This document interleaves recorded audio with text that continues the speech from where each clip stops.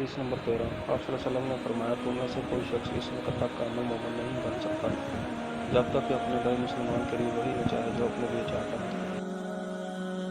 حدیث نمبر 24 ابو ہریرہ رضی اللہ تعالیٰ عنہ سے روایت ہے کہ رسول اللہ صلی اللہ علیہ وآلہ وسلم نے فرمایا اس پاک ذات کی قسم جس کے قبضے میں میری جان ہے کہ تم میں سے کوئی شخص اس وقت تک ایماندار نہیں ہو سکتا جب تک کہ میں اس کے نزدیک اس کے بعد اور اس کی اولاد سے زیادہ محبوب نہ رکھوں۔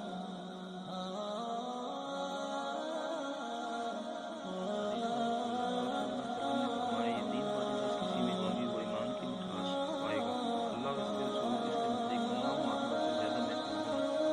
اور جس کسی سے محبت کرے تو صرف اللہ کی رضا کرے اور کفر میں واپس جانے کو اپنے پاس ہی لے لے۔ حدیث نمبر 17 انس بن مالک رضی اللہ تعالیٰ عنہ نبی کریم صلی اللہ علیہ وسلم سے نقل کرتے ہیں آپ صلی اللہ علیہ وسلم نے فرمایا انسان سے محبت کرنا ایماندار ہونے کی نشانی ہے اور انصاف کی نشانی ہے۔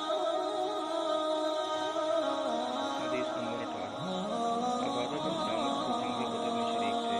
کہتے ہیں کہ رسول اللہ صلی اللہ علیہ وسلم نے اس واقعے تک فرمایا جب کہ آپ کے گرد صحابہ کی ایک جماعت بیٹھی ہوئی تھی